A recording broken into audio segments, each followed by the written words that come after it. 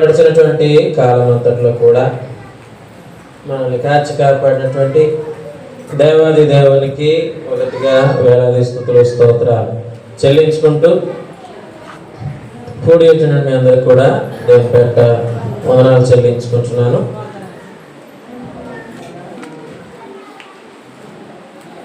గడిచినటువంటి దినముల్లో మనం ధ్యానం చేసుకున్నటువంటి వాక్య భాగం మరలా ఒక్కసారి చదువుదాం. యోహాను సువార్త 8వ అధ్యాయము 12వ వచనం. యోహాను సువార్త 8వ అధ్యాయము 12వ వచనం.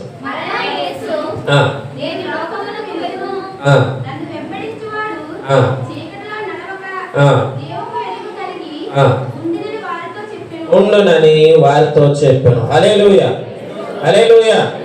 సంతోషంగా లేరా? హల్లెలూయా. కాబట్టి ప్రతి ఒక్కరు కూడా దేవునికి స్తోత్రం చెప్పడానికి మన చేతులు లెగవాలి. ఏమండి, దేవుడు మనకి చేతులు ఇచ్చింది దేవునికి స్తోత్రం చెప్పడానికి. కానీ మానవుడు ఏం చేస్తాడంటే స్తోత్రం చెప్పడం తప్ప అన్నీ చేస్తాడు కదండి. దేవుని మాటలు చెప్పడం తప్ప అన్నీ మాట్లాడతాడు కదండి. కాబట్టి దేవుడు మనకి ఇచ్చినవి కొంతకాలం దేవుని కొరకు మనం ఉపయోగిద్దాం. తర్వాత ఇప్పుడు మనం చెప్పినట్లు వాక్యం చదువుకున్నట్లు యేసు ప్రభు వారు ఏం చెప్తున్నారండి? లోకమునకు నేను వెలుగును అంటున్నాడు ఆయన. ఏంటి?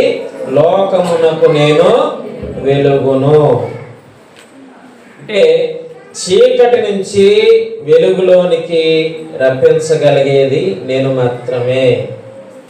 నన్ను వెంబడించేటువంటి వాడు చీకటిలో నడవడు. అంటే నన్ను వెంబడించేటువంటి వాడు చీకటిలో నడవడు. మరి ఎలాగా? జీవపు వెలుగులో నడుస్తాడు. ఏంటండి? జీవపు వెలుగులో నడుస్తాడు. ఎటువంటి చీకటి నుంచి ప్రభువు మనల్ని వెలిగిస్తాడు? ఆ బయట చూడండి. ఎటువంటి చీకటి నుంచి ఆయన మనల్ని వెలిగిస్తాడు అనేటువంటి మాట మనం గుర్తుంచుకుంటే కనుక గడిచినటువంటి వారంలో పాపము అనేటువంటి చీకటి నుంచి ఆయన మనల్ని వెలిగిస్తాడు అనేటువంటి విషయాన్ని మనం మాట్లాడుకున్నాం. ఇప్పుడు మరొక మాట మనం చూసుకుందాం. ఒంటరితనము అనేటువంటి చీకటి నుంచి ఆయన మనల్ని విడిపిస్తాడు. ఏంటండి? ఒంటరితనము అన్నటువంటి చీకటి నుంచి ఆయన మనల్ని విడిపిస్తాడు. ఒంటరితనము తెలుసా అండి? ఒంటరితనం అంటే ఏంటో తెలుసా? ఒంటరితనము అంటే ఏంటో చెప్పండి. ఒంటరితనం అంటే ఏంటి చెప్పండి. తెలిసిన వాళ్ళు చెప్పండి. ఒంటరితనం అంటే ఏంటో చెప్పండి.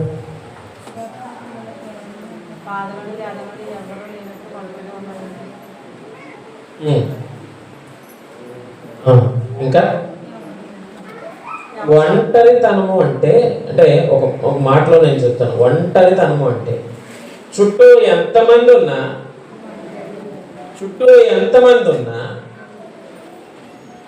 మనం ఒక్కరిగా మిగిలిపోవడమే ఒంటరితనం. చుట్టూ ఎంతమంది ఉన్నా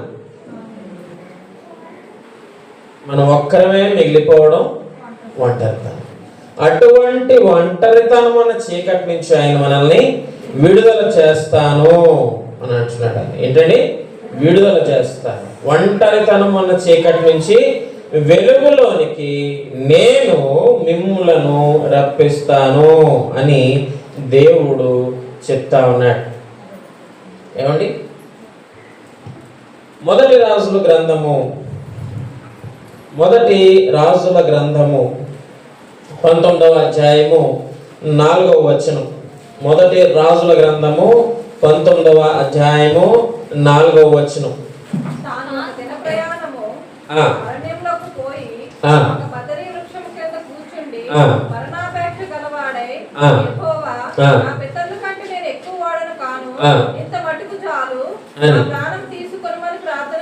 చాలు. ఎవరండి ప్రార్థన చేసింది అంటే ఏలియా ప్రార్థన చేశాడు. ఎందుకు చేశాడు? ఏమండి? ఎందుకు చేశాడు? ఒక స్త్రీ దేవుని యొక్క ప్రవక్తలందరినీ చంపేయడం మొదలు పెడుతుంది. ఎవరు ఆవిడ? యెజబెలు. ఎవరండి? యెజబెలు. వాక్యపరంగా మనం చూసుకున్నప్పుడు యెజబెలు అనేటువంటి ఈ స్త్రీ దేవునికి చాలా వ్యతిరేకమైనటువంటి పనులు చేసింది. ఏమండి? దేవునికి వాక్యానికి విరుద్ధంగా ఎన్నో పనులు చేసింది. ఏం చేసింది? తన భర్తను మ్యానిపులేట్ చేసింది, తన భర్తను మార్చివేసింది, తన భర్తను తన గుప్పెట్లో పెట్టుకుంది. ఈ రోజుల్లో ఉన్నటువంటి చాలా మంది, కొంతమందికి ఇలాంటివి అంటే ఎలా అనిపిస్తూ ఉంటుందంటే, ఆమె ఓన్గా డెసిషన్స్ తీసుకుంది, అంటే ఆమె సొంతంగా నిర్ణయాలు తీసుకుంది, సొంతంగా అడుగులు వేసింది అని అంటే చాలామంది ప్రస్తుతం ఉన్నటువంటి దినాల్లో ఏమని మాట్లాడతారంటే, ఆమె షీఈ్ ఎ ఇండిపెండెంట్ ఉమెన్ అంటారు. She was a independent woman, స్వాతంత్ర్యము కలిగినటువంటి స్త్రీ. ఏంటి? సొంత నిర్ణయాలు తీసుకున్నటువంటి స్త్రీ, రాజనీతి పరురాలు అని చాలా మంది అంటారండి. సొంత నిర్ణయాలు తీసుకున్నంత మాత్రాన గొప్పవాళ్ళు అయిపోరు. నీ సృష్టికర్తకు లోబడి నువ్వు నిర్ణయాలు తీసుకో, అప్పుడు నువ్వు గొప్పవాడివి అవుతావు, గొప్పదానివి అవుతావు. అవునా కదా? సరే, అది పక్కన పెడతాం. ఏం చేసిందండి వాక్యపరంగా మనం చూసినప్పుడు? వాక్యం ఏం చెప్తుంది? నీ భర్తకు లోబడి ఉండు. ఎందుకు అంటే, క్రీస్తునకు సంఘము ఏ విధంగా లోబడుతుందో నీ భర్తకు నువ్వు అలా లోబడాలి. సంఘమునకు క్రీస్తు ఏ విధంగా శిరస్సుగా ఉన్నాడో, కుటుంబమునకు భర్త అదే విధంగా శిరస్సుగా ఉన్నాడు. స్త్రీ బాధ్యత ఏంటంటే భర్తకు లోబడు అంటే ఏదో కుక్కరి పేను అంటాడు, అట్లా కాదు. భర్త నిన్ను ప్రేమిస్తాడు, భర్త చెప్పింది విను, అది నీకు మంచిది అని వాక్యం చెప్తుంది. అలా ఏమి ప్రవర్తించలేదు. ఇంకా ఏం చేస్తుంది? హత్యలు చేయించేస్తా ఉంది, ఎదురు తిరిగినటువంటి వారందరినీ చంపేస్తా ఉంది. అవునండి, దేవుని యొక్క సేవకులను చంపేస్తా ఉంది. అందుకని ఏలియా పారిపోయి ఒక దినము ప్రయాణము అరణ్యంలోనికి పోయి బదరీ వృక్షం కింద కూర్చుండి మరణాపేక్ష గలవాడై, యెహోవా నా పితరుల కంటే నేను ఎక్కువ వాడను కాను, ఎంత మట్టుకు చాలు, నా ప్రాణము తీసుకొనుము అని ప్రార్థన చేశాడు. ఎలా ఫీల్ అవుతున్నాడండి ఏలియా? ఎలాగా ఆయన ఫీల్ అవుతున్నాడు అంటే, ఒంటరి వాడను నేను, నాకు ఎవ్వరూ లేరు, నేను ఒంటరి వాడను, ఎందుకు ఈ బ్రతుకు ఇంక నాకు? ఉంటే ఎంత లేకపోతే ఎంత అని అంటున్నాడు. ఏంటండి? ఉంటే ఎంత లేకపోతే ఎంత, నా పితరుల కంటే నేను పెద్ద గొప్పవాడిని ఏం కాదే ప్రభువా, ఇంతవరకు నా ద్వారా నువ్వు చేసిన కార్యాలు చాలు, నేను చేసిన కార్యాలు చాలు, నా ప్రాణం తీసుకో అని అంటే దేవుడు తీసుకున్నాడండి? ఒప్పుకోలేదు. మన ఎడల దేవుని యొక్క ప్రణాళిక వేరు. నేను అదే అంటాను, మన ఆలోచనలు వేరు, దేవుని ఆలోచనలు వేరు. నువ్వు ఒంటరిగా ఉన్నానని అనుకుంటున్నావు, అందరూ వదిలేశారని అనుకుంటున్నావు. దేవుడు వదిలేస్తాడా నిన్ను? మోషే చనిపోయాడు, యెహోషువకి ఏం అర్థం కావట్లేదు. ఏంటి ఇంతమందిని నేను ఎలా నడిపించను? మోషేనే 30 దెబ్బలు పెట్టేశారు, నేనెంత వీళ్ళకి అని అనుకుని భయపడుతున్నాడు, కంగారు పడుతున్నాడు, ఒక్కడనే అయిపోయాను అనుకుంటున్నాడు. కానీ దేవుడు అన్నాడు, నిన్ను విడువను, నిన్ను ఎడబాయను అని దేవుడు చాలా క్లియర్గా చెప్పాడు. ఏంటండి? యెహోషువతో ఏం చెప్పాడండి? చాలా క్లియర్గా, నిన్ను విడువను, ఎడబాయను అని చాలా క్లియర్. చూడండి, మనకి ఎన్నో ఇబ్బందులు వస్తూ ఉంటాయి, మనకి ఎన్నో ఆపదలు వస్తూ ఉంటాయి, ఇరుకుల్లో మనం పడిపోతూ ఉంటాం. ఏమండి? మనం ఇరుకుల్లో పడిపోతూ ఉంటాం, ఇబ్బందుల్లో పడిపోతూ ఉంటాం. నాకు ఎవ్వరు లేరే, అయ్యో మా నాన్న ఉంటే బాగుండు, లేకపోతే నేను ఈ విధంగా ఉంటే బాగుండు, ఏమండి, లేకపోతే నేను ఆ రకంగా ఉంటే బాగుంది, అప్పుడు అలా ఉండుంటే నాకు ఇప్పుడు కష్టాలు ఉండేవి కాదు కదా, ఎవరున్నారు నాకు అని దేనంగా అలా ఆ శూన్యంలోకి ఆకాశంలోకి కళ్ళు ఎట్టుకొని ఆలోచించేస్తూ ఉంటాం చాలా మంది. వాక్యం చెప్తున్నప్పుడు నీకు వాక్యం ఒక మాట చెప్తుంది, కొండల తట్టు నా కన్నులు ఎత్తుచున్నాను, నాకు సహాయం ఎక్కడి నుంచి వచ్చును అని నువ్వు దేనంగా కూర్చుంటున్నావే, ఒక్కడిని నువ్వు మర్చిపోతున్నావు, ఒక్కరిని నువ్వు మర్చిపోతున్నావు, నీ సృష్టికర్తను మర్చిపోతున్నావు. తండ్రి విడిచిన, తల్లి విడిచిన నేను విడువనన్నటువంటి దేవుని మర్చిపోతున్నావు. ఒంటరిని అన్నటువంటి ఫీలింగ్ ఎందుకు నీకు? ఒంటరిగా ఉన్నానని ఎందుకు బాధపడుతున్నావు? బాధపడవలసినటువంటి అవసరం అది. యెహోషువ గ్రంథంలో 1వ అధ్యాయంలో చూస్తే 5వ వచనంలో చూస్తే, నీవు బ్రతుకు దినములన్నిటను ఏ మనుష్యుడు నీ ఎదుట నిలవలేకుండా. హల్లెలూయా, హల్లెలూయా. చూసారండి, యెహోషువకు చెప్పాడు దేవుడు, ఏ మనుష్యుడు కూడా నీ ఎదుట నిలవబడడు, ఎందుకంటే నీ పక్షముగా నేనున్నా. యెహోవా మన పక్షమునుండగా మనకి విరోధి ఎవడు? ఆ వాక్యాన్ని గుర్తు తెచ్చుకోవాలి. ఒంటరిగా ఎవ్వరు లేరు. నాకు బాధల్లో కూరుకుపోయాను, అప్పుల్లో కూరుకుపోయాను, ఇబ్బందులు అన్నటువంటి కొలుమిలో నేను కుట్టమిట్టాడుతా ఉన్నాను. చాలా మంది అనుకుంటారు కానీ I am there for you, నేను నీ కోసం ఉన్నాను అని దేవుడు చెప్తున్నాడు. నీవు బ్రతుకు దినములన్నిటిలో ఏ మనుష్యుడు నీ ఎదుట నిలవలేకపోయాడు. హల్లెలూయా. ఏం చెప్పాడండి దేవుడు? ఏం చెప్పాడండి దేవుడు? ఏం చెప్పాడండి దేవుడు? ఏం చెప్పాడండి దేవుడు? ఒకటే మాట 2 రకాలుగా మనం మాట్లాడుకోవచ్చు. ఏం చెప్పాడండి దేవుడు? నీ ఎదుట నీవు బ్రతుకు దినములన్నిటిలో ఏ మనుష్యుడు నీ ఎదుట నిలవలేకపోయాడు. ఏం చెప్పాడండి దేవుడు కదా? గొప్ప దేవుడండి. ఏదే అంటాను, తండ్రి విడిచిన తల్లి విడిచిన ఎవ్వరూ ఉన్నా లేకపోయినా నిన్ను విడువను ఎడబాయను అని చెప్పినటువంటి దేవుడు, గొప్ప దేవుడు. హల్లెలూయా, హల్లెలూయా.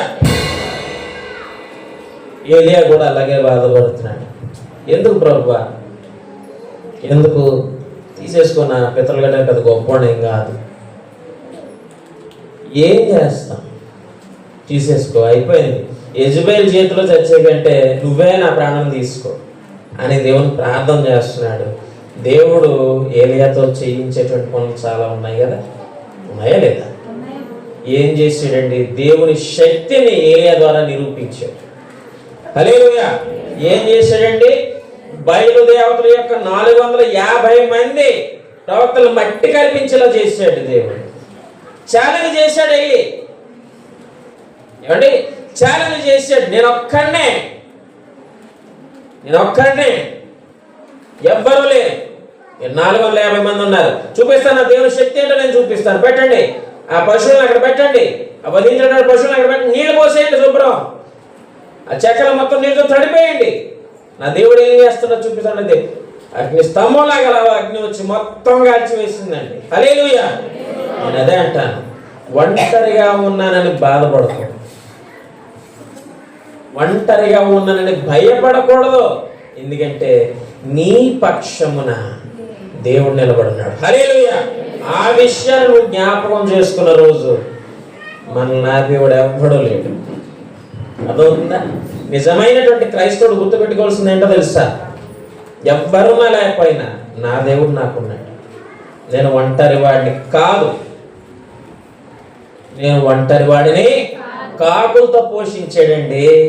కాకులు తెస్తాయండి ఎక్కడన్నా మనకి, మన దగ్గర పట్టుపోతాయి. అలాగా కాకులు పట్టుపోయి పాపం ఇంటికి తీసుకొచ్చి మామూలుగా పోషించలేదండి దేవుడు. రోజు 8, రోజు ముక్కలే, రోజు కట్ట ముక్కలే. ఏమండి, దేవుడు తలుచుకుంటే ఎంతసేపు అండి? దేవునికి అసాధ్యమైనది ఏమన్నా ఉందా? నేను అదే అంటాను, ఒంటరిగా ఉన్నానని డోంట్ ఫీల్. అస్సలు ఒంటరిగా ఉన్నాను అనుకోవద్దు. అయ్యో నా భర్త నా మాట వినట్లేదు, నా తల్లిదండ్రులు నా మాట వినట్లేదు, నా భార్య నా మాట వినట్లేదు, నేను ఇబ్బందుల్లో ఉన్నా, నా పిల్లలు నన్ను చూడట్లేదు అని అనుకోకండి. నా దేవుడు ఉన్నాడు. ప్రతి దానికి సమయం ఉంది. ఆ సమయంలో వారికి సమాధానం చెప్తాడండి. ప్రార్థన చేసుకో. ఏ నమ్మకం లేదా దేవుడు అంటే? నమ్ముట నీవానైతే నమ్మువానికి సమస్తము సాధ్యం. హల్లెలూయా. నమ్మువారందరికీ అనలే, నమ్మువానికి, ఎవరైతే నమ్ముతారో వారికి సమస్తమును సాధ్యం. కాబట్టి నేను ఒక్కడిని అయిపోయానని బాధపడొద్దు, ఒక్కడిని అయిపోయానని దిగులు చెందకూడదు. ఎందుకండి దిగులు? నువ్వు ఒక్కడివి కాదు, ఎప్పుడు కాదు. ముదిమి వచ్చు వరకు నేను ఎత్తుకున్న వాడును నేను. నువ్వు ముసలివాడు అయిపోయినా సరే దేవుడిని ఎత్తుకుంటాడు. మనం ఆయన బిడ్డలం అండి, అది మనం జ్ఞాపకం చేసుకోవాలి. మనం ఆయన బిడ్డలం. కోడిపిల్లలు అటు ఇటు తిరుగుతున్న పైన గెద్ద అటు పట్టుకోవడానికి వస్తుంటే కోడి చూస్తా ఊరుకుంటుందా? ఏం చేస్తుందండి? అది దెబ్బలు తింటా కన్నా చచ్చిపోవడం కానీ సిద్ధమైపోయి పిల్లలు దాని కింద దాచేస్తుంది. అది వర్షం వస్తున్నప్పుడు ఏం చేస్తాయండి పిల్లలు? దాని రెక్కల చోట్లకి వెళ్ళిపోతాయి.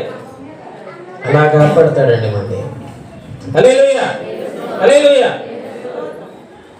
ఒంటరిగా ఉన్నానని మాత్రం ఎప్పుడు కూడా మనము బాధపడవలసినటువంటి అవసరం లేదు. ఎందుకంటే ఒంటరితనం మన చీకటి నుంచి వెలుగులోనికి నడిపించేటువంటి వాడు ఉన్నాడు.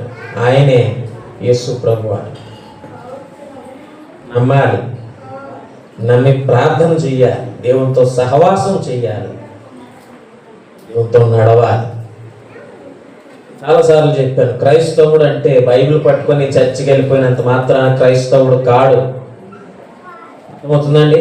బైబిల్ పట్టుకొని ఆదివారం నాడు చర్చికి వెళ్ళిపోయినంత మాత్రాన నువ్వు క్రైస్తవుడివి కాదు, క్రైస్తవురాలివి కాదు. నువ్వు ఎప్పుడు క్రైస్తవుడివి? దేవుని మాటలను పాటిస్తూ దేవుని మాట వింటూ నడిచినటువంటి వాడే నిజమైన క్రైస్తవుడు. హల్లెలూయా. అటువంటి వాని మొర ఆయన ఖచ్చితంగా వింటాడు. అటువంటి వాని మొర ఖచ్చితంగా ఆయన వింటాడండి. అవుతుందా? ఒక గొప్ప యోధుడు ఉన్నాడు. అతను చూసి రాజ్యంలో సైనికులందరూ భయపడిపోతున్నారు. బాబోయ్ ఎలాగా, బాబోయ్ ఎలాగా, ఎలా ఎదుర్కోవాలి అతన్ని? చూస్తుంటే పెద్ద భయంకరంగా కనిపిస్తున్నాడు. 9 అడుగులు ఎత్తున్నాడు సుమారు. ఎలాగ ఎదుర్కోవాలి? ఒక్క వేటితో మా బుర్రలు తెగిపోతాయి, 10 మంది బుర్రలు తెగిపోతాయి ఒక్క వేటితో. ఎలాగా అంటే చిన్న కుర్రాడు, నేను చంపేస్తా. ఏంటి? నేను చంపేస్తా అన్నాడు. ఎలాగుంటుంది? ఎటకారంగా ఉంటుందా ఉండదా? చూసేవాడికి ఎలా ఉంటుంది? ఎంత ఉన్నాడు, ఎటకారంగా ఉంటుందా ఉండదా? నువ్వా చంపుతావా అంటే మేమందరం ఇక్కడ ఎవరమేంటి అన్నట్టు ఉండదా?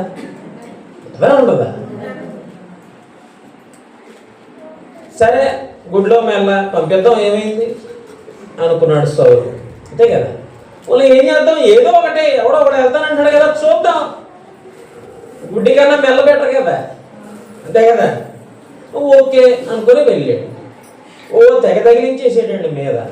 శిరస్త్రాణాలు తగిలించేసాడు, కవచాలు తగిలించాడు, కత్తిరించాడు, డాలించాడు. మోయలేకపోతున్నాడు. కుర్రాడు ఏం మోస్తాడు? బలమైన వాడు కాదు. అప్పటికే డౌట్ వచ్చి అడిగాడు, బాబు నువ్వు చూస్తే కుర్రోడ్లాగమ్మా, ఎలా చంపేస్తానంటావు నువ్వు అంటే, లేదండి నేను గొర్రెలు కాల్చేటప్పుడు ఎలుగుబంటిని చంపాను, సింహాన్ని చంపాను. నువ్వా? ఎవరు లేట్ మరి చూడటం కదా. అంతే మనిషి ఏం చేస్తాడండి? చూస్తేనే నమ్ముతాడు. తోమ ఏం చేశాడు? ఇన్ని గాయాలయ్యి ఏలు ఎడతాను ఏలు పెట్టాడు, చూస్తేగా నమ్మలేదు. చెప్పావా? సరే అయితే వెళ్ళి ఏం చేసాడంటే కవచాలన్నీ తీసేసాడు. మరి ఎలా చంపుతావు బాబు అంటే, మీకు ఎందుకంటే నేను చూసుకుంటాను కదా అని వెళ్ళిపోయి ఉలగరాలు ఏరుకున్నాడు. వెళ్ళిపోయి ఒక్కటి శపథం చేసాడండి వాళ్ళ ముందు.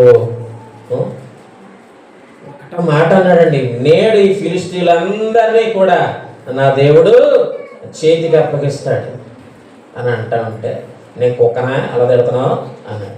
నువ్వు కుక్కవే అన్నాడు. అంతే, మనం చెప్తున్నాను లిటరల్గా అలాగే ఉంటాడు. నువ్వు కుక్కవే, నా చేతిలో నీ కుక్క సాగు తప్పదు అన్నాడు. అంతే. ఏమండి అంత కవచం కప్పేసుకున్నాడు, అంత బలమైనవాడు. మామూలు ఏదో ఎంత సన్నంగా ఉండి రేకులు లాంటి కవచాలు వేసుకుంటాడు ఏంటండి? అతను డాలు మోయడానికి, అతను ఈటను మోయడానికి 3-4 మొత్తం ఉంటే ఎంత బరువు ఉండేది. అలాంటిది ఎంత బరువు కవచాలు వేసుకుని ఉంటాడు. ఒకటే మాట అన్నాడు, యుద్ధము యెహోవా. హల్లెలూయా.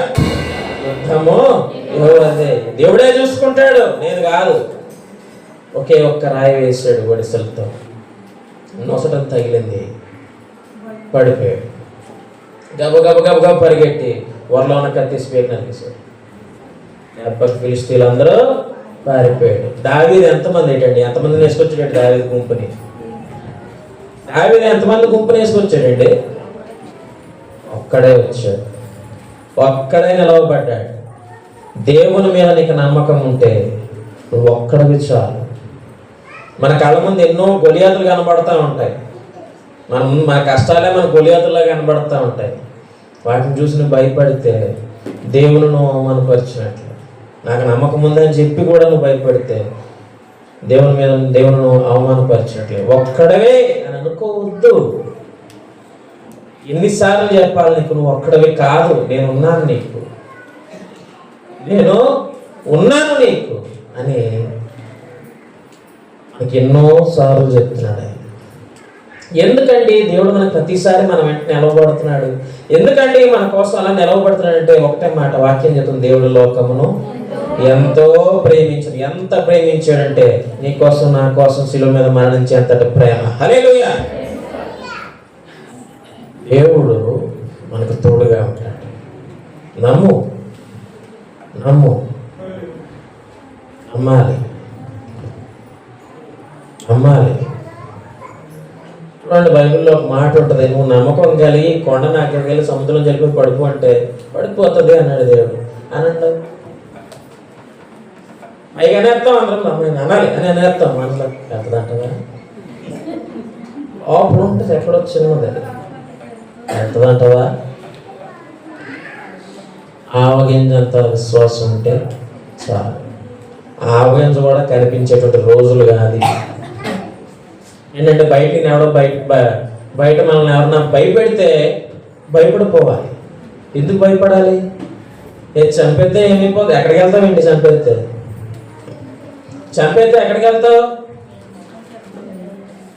దేవుడి దగ్గరికి వెళ్తామా? చెప్పండి, దేవుడి దగ్గరికి వెళ్తామా? వెళ్ళమా? ఎందుకు వెళ్ళవు? నేను అదే అంటాను, ఎందుకు భయపడాలి? నాకు అసలు తెలుసు ఎందుకంటే భయపడాలి. చనిపోతే దేవుడి దగ్గరికి వెళ్తాను నమ్మకం ఉన్నప్పుడు ఎందుకు భయపడాలి? ఎవరన్నా నేను బెదిరిస్తే ఏం చేస్తారేంటి? మా అయితే చంపుతారా? చంపని. కొడతారా? కొట్టి తగ్గిపోతే కొన్ని రోజులు అయిన తర్వాత కొడితే చంపుతారా? చంపని. దేవుడి దగ్గరికి వెళ్తాము. అర్థమైందా?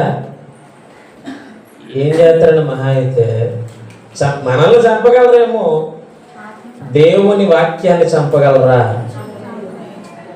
కాబట్టి నువ్వు ఒంటరివాడివి కాదు. హల్లెలూయా.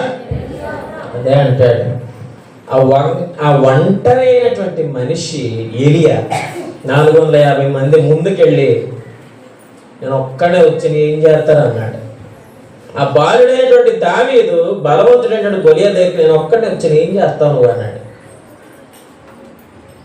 అర్థమవుతుందండి? యాకోబు కూడా ఆదికాండం 32వ అధ్యాయంలో యాకోబు కూడా ఒక్కడే మిగిలిపోయాడు. అతని అన్న తరిమేస్తున్నాడు చంపడానికి. ఏమండి? ఎందుకు తరుగుతున్నాడంటే మోసం చేశాడు తన అన్నని కదా. మోసం చేసిన తర్వాత భయపడిపోయాడు. తప్పు చేశాడు కదా, తప్పు చేసినోడే భయపడ్డాడు. మేనమామ ఇంటికి పారిపోయాడు, అక్కడ మోసగించబడ్డాడు. మళ్ళా తిరుగు ప్రయాణమై తన ఇద్దరు భార్యలతో దాసదాసీలతో బిడ్డలతో బయలుదేరాడు. ఇలా కాదు, మీరు అందరూ వెళ్ళిపోండి అని ఒక్కడే మిగిలిపోయాడు. 32వ అధ్యాయము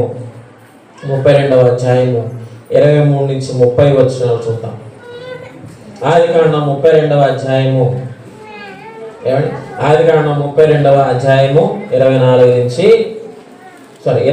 నుంచి 30 వచనాలు. యాకోబు వారిని తీసుకొని ఆ ఏరు దాటించి తనకు కలిగినదంతయు పంపివేశాను. యాకోబు ఒక్కడు మిగిలిపోయాడు. ఏంటండి? యాకోబు ఒక్కడు మిగిలిపోయాడు. అలాగే 32వ అధ్యాయం 1వ వచనంలో చూస్తే యాకోబు తన త్రోవను వెళ్ళిచుండగా దేవదూతను అతనిని ఎదుర్కొనిరి. దేవదూతను చూశాడు అక్కడ. తర్వాత అలా తనకి కలిగిందంతా పంపించేసి ఒక్కడు మిగిలిపోయాడు. ఇదే చెప్తాను, మన చుట్టూ ఎవరో కూడా ఉండరండి. ఎప్పుడూ కూడా మన చుట్టూ ఎవ్వరూ ఉండరు. అందరూ ఇదిగో నా కోసం ఉంటారు, నా మంది నా మార్గం అంతా ఉంది అని అంటారు. కానీ సరిగ్గా టైం వచ్చినప్పుడు నేను వదిలేసి వెళ్ళిపోతాను. ఏమండి? సరిగ్గా టైం వచ్చినప్పుడు మనల్ని విడిచిపెట్టి వెళ్ళిపోతారు వాళ్ళు. నీకు అవసరమైనప్పుడు ఎవరు రారు, నిన్ను ఆదుకోవడానికి ఎవరు రారు. ఎవరో ఒకరిద్దరు ఉండొచ్చేమో, మరి మిగిలినటువంటి వారు ఏమయ్యారు? లేదు. అప్పుడు అనిపిస్తుంది, నేను ఒక్కడే అయిపోయాను. యాకోబు ఒక్కడే మిగిలిపోయాడండి. యాకోబు ఒక్కడే మిగిలిపోయి ఏం చేశాడు తెలుసా? దేవుని కాళ్ళు పట్టుకుని విడిచిపెట్టలేదు. ఇంకా ఏంటి? దేవుని కాళ్ళు పట్టుకొని నువ్వు నన్ను ఆశీర్వదిస్తే తప్ప నువ్వు వదలనన్నాడు. ఒక్కడు పెనుగులాడాడు, తెల్లవాళ్ళు పెనుగులాడాడు, నువ్వు నన్ను ఆశీర్వదిస్తే తప్ప నేను వదలను అని చెప్పి తుంటి మీద కొట్టాడు దేవుడు.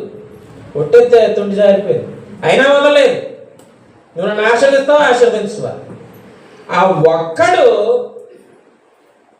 ఒక్కడు ఎంతమంది జనాంగంగా మారిపోయాడండి?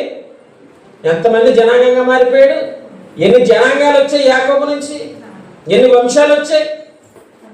అవునా కదా? హల్లెలూయా. ఒక్కడు అనుకుంటున్నావు, దేవుడిని అనేకులుగా ఉండేటట్లుగా, అనేక మందికి ఆశీర్వాదకరంగా ఉండేటట్లుగా నేను దీవిస్తాడు. హల్లెలూయా. బట్ నువ్వు చేయాల్సిందేంటో తెలుసా? ఆయన వెలుగులో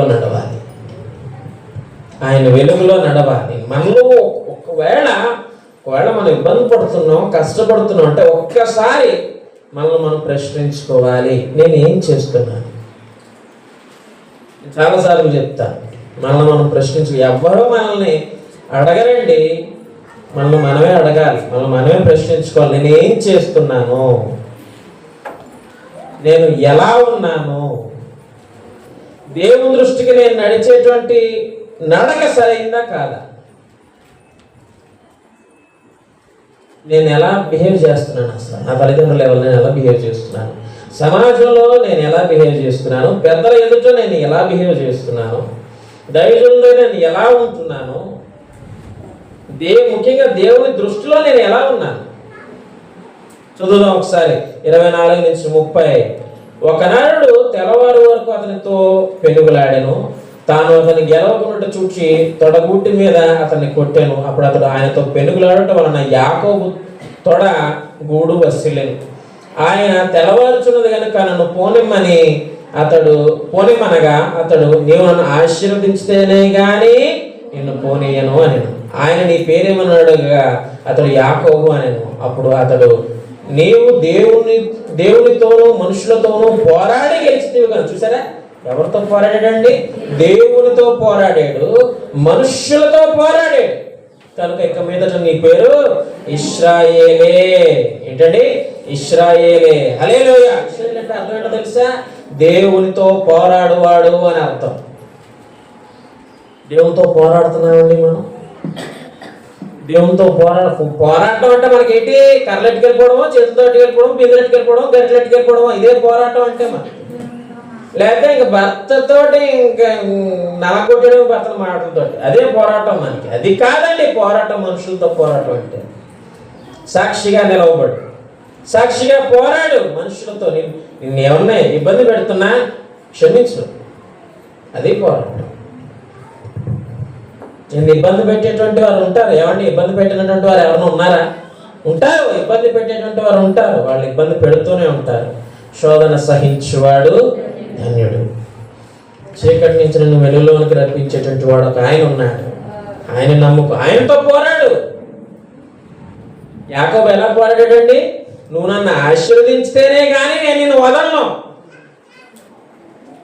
దెబ్బ కొట్టినా సరే వదలలేదు. నువ్వు నన్ను ఆశీర్వదించి తీరాలంతే. దేవునితో ఈ విధంగా ఎప్పుడన్నా పోరాడేమో మనం? ప్రభువా, నేను అడిగింది నాకు జరిగించు ప్రభువా, నువ్వు చెప్పినట్టుగా నేను నడుచుకుంటున్నాను కదా, నాకు కావలసినటువంటి ఆశీర్వాదాన్ని నాకు దయచేయి. ఎన్ని రోజులు ప్రార్థన చేస్తాం అలాగా? ఉద్యోగం వచ్చేస్తుంది, బ్లడ్ బాయిల్ అయిపోతూ ఉంటుంది, లోపల ఉడికిపోతూ ఉంటుంది రక్తం. 1 రోజు, 2 రోజులు, 3 రోజులు, 4 రోజులు, 5 రోజులు, 6 రోజులు, నెల రోజులు, నెల ఒకటే తగ్గిపోతుంది, నెల 1 తగ్గిపోతుంది, నెల 2 రోజులు తగ్గిపోతుంది. 2 నెలలు ఏం లేదు, ఇంకా మళ్ళీ మామూలే, తినేసాము, పడుకున్నాము, పొద్దున్న లేచిపోయాము, వెళ్ళిపోయాము, అంతే. మళ్ళీ దేవుడు నాకేం చేశాడు? సరే, నువ్వు దేవుడు నాకేం చేశాడు అనే బదులు దేవుడు నువ్వేం చేశావు? దేవుడు కొరకు నువ్వేం చేశావు? నిద్రపోతాం, అదే ఆత్మీయంగా. ఏమండి, దేవుడు నాకేం చేశాడు అనేటప్పుడు దేవుడి కొరకు నువ్వేం చేశావు అని దేవుడిని అడిగితే ఏం చెప్తాం మనం సమాధానం? అవునా కదా? సరే, ఇప్పటి వరకు ఒంటరిగా ఉన్నటువంటి వారి గురించి మాట్లాడాం కదా. దావీదు దేవుడి కోసం ఏం చేశాడు? ఏం చేయలేదా? చేశాడు. చేసే దేవుడిని అడిగాడు. తర్వాత ఏలియా దేవుడి కోసం ఏం చేయలేదా? చేశాడు. ఇశ్రాయేలు దేవుని కోసం ఏం చేయలేదా? చేశాడు. నోవహు దేవుని కోసం ఏం చేయలేదా? చేశాడు. అబ్రహాము దేవుని కోసం ఏం చేయలేదా? చేశాడు. మోషే దేవుని కోసం ఏం చేయలేదా? చేశాడు. అందరూ దేవుని కోసం చేశారు. చేసి ప్రభువా నన్ను ఆదుకో ప్రభు అంటే దేవుడు ఆదుకున్నాడు. మరి మనం ఏం చేసాం? ప్రశ్నించుకోవాలి కదా. ప్రశ్నించుకోవాలా వద్దా? దేవునితో సహవాసానికి చేయడానికి, దేవునితో సహవాసం చేయడానికి రావు, దేవునికి ప్రార్థన చెయ్యం, దేవుని పనులు సహాయం చెయ్యం. కానీ అని మనకు కష్టం లేకపోతే దేవుడు నాకేం చేశాడు అంట. నువ్వు దేవుడికి ఏం చేశావు? ఇలా ఏలు చూపిస్తాం మనం, ఒకటి వైపు ఇలా ఏలు చూపిస్తాం, మరి మిగిలిన ఏళ్ళు ఏం చేస్తున్నాయి? మనం చూపిస్తున్నాయి. కాబట్టి జాగ్రత్తగా ఉండాలి దేవుని దగ్గర. దేవుడు మనల్ని విడిచిపెట్టడండి ఎప్పుడు. ఏమండి, దేవుడు మనల్ని విడిచిపెట్టడు. యేసు తల్లి అయినటువంటి మరియ ఎవరండి? ఆమె అనామకురాలు, ఎవరు లేరు ఆమెకి కదా. అనామకురాలు, ఎవరు లేరు ఆమెకి. ఆమె ఎవరో ఎవరికి తెలియదు. ఆ ఊళ్ళోనే చాలా మంది తెలిసి ఉండకపోవచ్చు ఆమె ఎవరో, అంతటా అనామకురాలు. కానీ ఆమె ఒంటరిగా ఉంది. ఒంటరిగా ఉన్నప్పుడు దేవుని దూత వచ్చి పిలిచింది. లూకాసు వార్త 1:28 దయాప్రాప్తురాల నీకు శుభము. దేవుని దయ పొందగలిగినటువంటి స్థితిలో మరి ఉంది. ఎందుకంటే తనకి ఎవరున్నా లేకపోయినా దేవుని విడిచిపెట్టలేదా? హల్లెలూయా, హల్లెలూయా. మన దగ్గర ఒక 4-5 ఉంటే చాలు. దేవుడు అక్కర్లేదు, దేవుడు అక్కర్లేదు, మా వాడు ఉన్నాడు, నాకు మా వాళ్ళు ఉన్నారు, నాకు మరి కష్టం వచ్చిందిరా, ఏడు మా వాళ్ళే, ఏడు మా వాళ్ళే మరో నిలవబడ. నువ్వు తిన్నావా, ఉన్నావా, చచ్చావా, బతికావా కూడా అట్టకెవడు రాడు నీ దగ్గరికి. దేవుడుదా, నేనున్నాను నీకు, నేనున్నాను. I will be there for you if anything happens. ఏదైనా జరిగితే నేనున్నాను నీ దగ్గర రావడానికి. అందుకే వాక్యం ఉంటది, దేవుడు మన పక్షమునుండగా మనకి విరోధి. హల్లెలూయా. చిన్న కథ చెప్తాను, చిన్న మాట చెప్తాను. మన ఇంట్లో చాలా మంది కుక్క పిల్లలను పెంచుకుంటారు కదండి. కుక్క పిల్లలను పెంచుకుంటారు. పెద్ద కుక్కలను పెంచుకునే వాళ్ళు చాలా మంది తక్కువ. చిన్న జూలు కుక్కల్ని, ఏమండి బాగా జూలు చూడ కొంచెం ముద్దుకుండే కుక్కల్ని ఎక్కువ పెంచుకుంటారు చాలా మంది. పెంచుకున్నప్పుడు ఏం చేస్తాయి? వాటికి బలం ఉండదు, పెద్ద నోరు తప్ప బలం ఉండదు వాటికి పెద్ద కదా. ఏమండి, నోరు తప్ప పెద్ద బలం అయితే ఉండదు వాటికి. బయటకు వచ్చినప్పుడు గేట్ వేసినంతసేపు తెగరిసేద్దాం. గేట్ తీస్తే అదే గేట్ తీసినప్పుడు ఏంటంటే ఏం లేదే, పర్లేదే అన్నట్టు లోపలికి పోతుంది. ఏమండి, అంతే కదా. తెగరిసేస్తుందండి ఒక కుక్క పిల్ల అలాగా, మామూలుగా అరగట్లే. అది గేట్ అవతలకి వచ్చి తెగరిసేస్తుంది. దారిపోయే వాళ్ళు అందరూ తెగరిసేస్తుంది. కుక్కలు ఉంటాయి కదా, ఈ కుక్కలు చేత ఉంటాయి కదా, ఇంకా తెగరిసేస్తుంది. అది అరిసేస్తే బయట తిరిగి కుక్కలు ఊరుకుంటాయి, పెట్టి తరుముకుంటా వెళ్ళిపోయింది. తరుముకుంటా వెళ్ళిపోయేటప్పటికి పరిగెట్టేస్తుంది. మరి భయం వేస్తుంది కదా. అక్కడ యజమాని ఉన్నాడు, కరెక్ట్గా కాడు మధ్యలోకి వెళ్ళిపోయేసేస్తుంది. ఇంకా మా వాడి ఇక్కడ చూసావా అన్నట్టు అన్నమాట. చూసావా మా వెనకమాల ఎంత పెద్ద బలం ఉందో అన్నట్టు తెగరిసేస్తుంది. ఈసారి ఎందుకు? నా యజమాని నన్ను కాపాడడానికి వచ్చాడు, నా యజమాని నాకు తోడున్నాడు, నేను భయపడే పని ఏంటి? నాకు ఎన్ని కుక్కలు వచ్చినా నేను అరుస్తాను, ఎందుకంటే నా బదులు మా యజమాని కొడతాడు కర్రతో దాన్ని. నా ధైర్యం, ఆ ధైర్యం మనకు ఉండాలి. నా దేవుడు నాకున్నాడు, ఎంతమంది వచ్చినా సరే ఎదుర్కోగలను నేను అన్న ధైర్యం మనకు ఉండాలి. ఆయన మనం ఒంటరిగా విడిచిపెట్టేటువంటి దేవుడు కాదు. ఒంటరితనం అంటే చీకటి నుంచి విడిచిపెట్టేటువంటి గొప్ప దేవుడు, ఒంటరితనం అంటే చీకటి నుంచి వెలుగులోనికి నడిపించేటువంటి గొప్ప దేవుడు అండి, ఏకైక దేవుడు. హల్లెలూయా. దేవుని నమ్మాలి, దేవునితో నడవాలి. ఏమండి, దేవునితో నడవాలి. ఆఖరికి ఒక మాట చెప్పి నేను ముగించేస్తాను. ఆదికాండం 37వ అధ్యాయం ఒకసారి చూద్దాం. ఆదికాండం 37వ అధ్యాయం అనగానే మనకు ఒక వ్యక్తి గుర్తొచ్చేయాలి. ఎవరండి? యోసేపు. ఎవరు? యోసేపు. యోసేపు తన అన్నల చేత తృణీకరించబడ్డాడు కదండి. ఏం చేశారు? అతని మీద అసూయ చెంది అతను చంపేయాలి అని చూశారు. కానీ చంపడం ఎందుకు లేని విడిచిపెట్టేసి ఒక బానిసగా నన్ను చూడండి ఆఖరిగా చెప్పిన మాటలు వచ్చేస్తాయి. ఆఖరిగా చెప్పిన మాటలు వచ్చేస్తున్నాయి. ఏమండి, ఒక బానిసగా తీసుకెళ్ళి అమ్మేశారు. అమ్మేసిన తర్వాత భాష కాని భాష, ఊరు కాని ఊరు, మనుషులు ఎవ్వరూ తెలియదు. వెళ్ళి పోతీఫర్ ఇంట్లో పడ్డాడు. ఏమండి, వెళ్ళి పోతీఫర్ ఇంట్లో పడ్డాడు. పడిన తర్వాత ఎక్కడున్నా సరే యోసేపు దేవుణ్ణి ప్రార్థించడం మానలేదు. కాబట్టి అక్కడ మనం చూసినట్లయితే ఏమండి 39వ అధ్యాయంలో మనం చూసినట్లయితే రెండవ వచనంలో యెహోవా యోసేపునకు తోడై ఉండెను గనుక అతడు వర్ధిల్లుచు. హల్లెలూయా. ఏంటండి, అతను ఎలా ఉన్నాడంట? వర్ధిల్లుతూ ఉన్నాడు. అక్కడ అతడు వర్ధిల్లుతున్నాడు. అతనితో పాటు ఏమండి చూడండి, యెహోవా అతనికి తోడై ఉండెనని, అతడు చేసినదంతయు అతని చేతిలో యెహోవా సఫలము చేసినని అతని యజమానుడు చూశాడు. అంటే దేవుడు ఇతనికి తోడుగా ఉన్నాడు. ఇతను ఏం చేసినా సరే సక్సెస్ అయిపోతున్నాడు.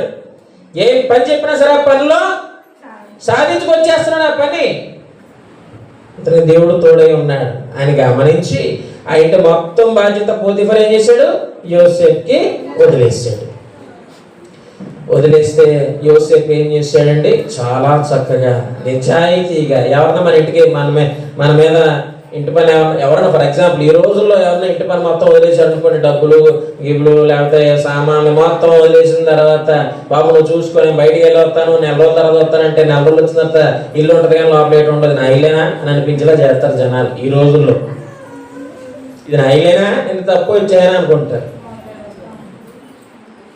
అలా ధైర్యపోయారు జనాలు. ఏమంటే సరే, కానీ యోసేపు ఏం చేశాడు? చాలా చక్కగా నిజాయితీగా యథార్థంగా నమ్మకంగా ప్రవర్తించాడు. అక్కడ అదే అంటాను, దేవుడిని మనకి ఎందుకు తోడే ఉంటాడండి అంటే కనుక నిజాయితీ ఉండాలి మనలో, నీతి ఉండాలి మనలో, యథార్థత ఉండాలి మనలో. ఇప్పుడే దేవుడు మనకు తోడే ఉంటాడు. అర్థమవుతుందా? అందుకే దేవుడు యోసేపుని విడిచిపెట్టలేదు. ఎంత కష్టతరమైన స్థితిలో ఉన్నా సరే యోసేపుని అందుకే విడిచిపెట్టలేదు.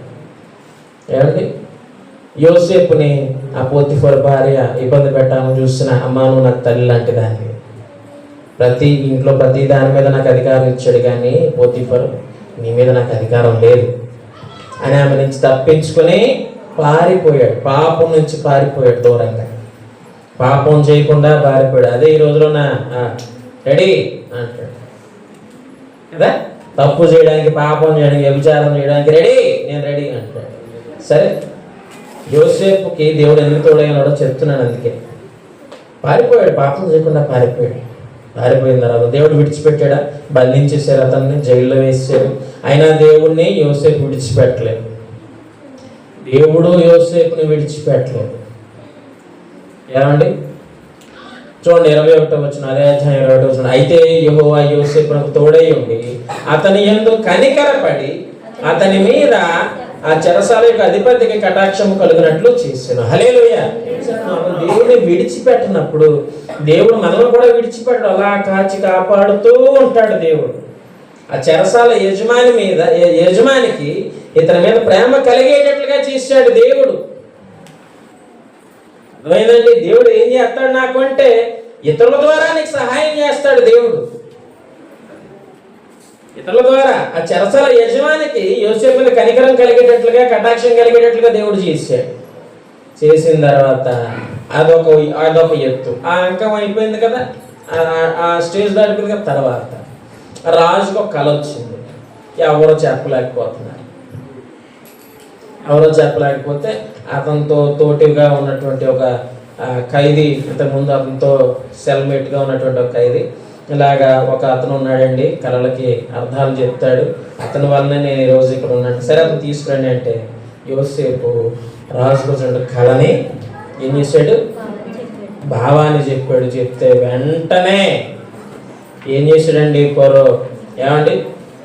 ఫరో ఏం చేశాడంటే చూడండి, ఏమన్నాడు చూడండి, 41వ అధ్యాయము 38వ వచనంలో అంటాడు, అతడు తన సేవకులను చూసి ఇతని వలె దేవుని ఆత్మ గల మనుష్యుని కనుగొనగలమా అని అనెను. మరియు ఫరో, దేవుడు ఇదంతయు నీకు తెలియపరచును గనుక నీ వలె వివేక జ్ఞానము గల వారెవరూ లేరు. నీవు నా ఇంటికి అధికారివై ఉండవలెను, నా ప్రజలందరూ నీకు విధేయులై ఉందురు. సింహాసనము విషయంలో మాత్రమే నేను నీకంటే పైవాడినై ఉందునని యోసేపుతో చెప్పాను. మరియు ఫరో, చూడుము, ఐగుప్తు దేశం అంతటి మీద నిన్ను నియమించి ఉన్నానని యోసేపుతో చెప్పాను.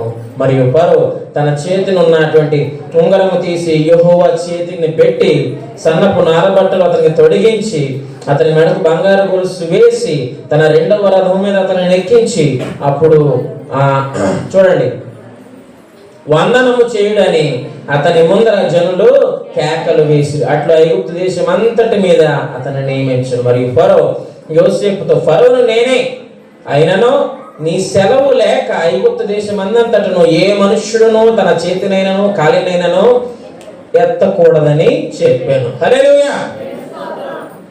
సరే అండి, దేవుడు తోడుంటే ఒంటరి అయిపోయాను అనుకున్నాడా యోసేపు? లేదు, చూడడానికి ఒంటరిగానే ఉన్నాడు, కానీ దేవుడు అతన్ని విడిచిపెట్టలేదు. ఎక్కడ తీసుకెళ్ళాడండి? ఒక బానిసగా ఉన్నటువంటి యోసేపుని రాజు తర్వాతి స్థానంలో కూర్చోబెట్టాడు దేవుడు. హల్లెలూయా. ఈవేళ దరిద్రుడుగా ఉన్నాను నేను, దీనుడుగా ఉన్నాను నేను అని అనుకుంటున్నామేమో, ఉన్నతమైనటువంటి శిఖరాల మీద దేవుడిని నిలబెడతాడు. హల్లెలూయా. ఎప్పుడు అంటే నువ్వు దేవుణ్ణి విడిచిపెట్టకుండంత వరకు కూడా, దేవుణ్ణి విడిచిపెట్టకుండా ఆయన అడుగుజాడల్లో నడిచి ఆయన చెప్పిన ప్రకారంగా నువ్వు నడుచుకున్నంతసేపు కూడా దేవుణ్ణి విడిచిపెట్టడు. సౌలును కూడా దేవుడు విడిచిపెట్టలేదు. సౌలును ఎన్నుకున్నాడుగా దేవుడు, మరి ఎందుకు విడిచిపెట్టేశాడు? దేవుని ఆత్మ సౌలును ఎందుకు విడిచి వెళ్ళిపోయిందండి అంటే దేవుణ్ణి విడిచిపెట్టాడు సౌలు. సౌలు ఏం చేశాడు? దేవుని విడిచిపెట్టాడు, దేవుడికి నచ్చని పనులు చేస్తూ వచ్చాడు, అందుకే దేవుని ఆత్మ సౌలును విడిచిపెట్టి వెళ్ళిపోయాడు. అందుకే ఒంటరిగా మిగిలిపోయాడు, చీకట్లో పడిపోయాడు, చివరికి తన కత్తి మీద తాను పడి చనిపోయాడు.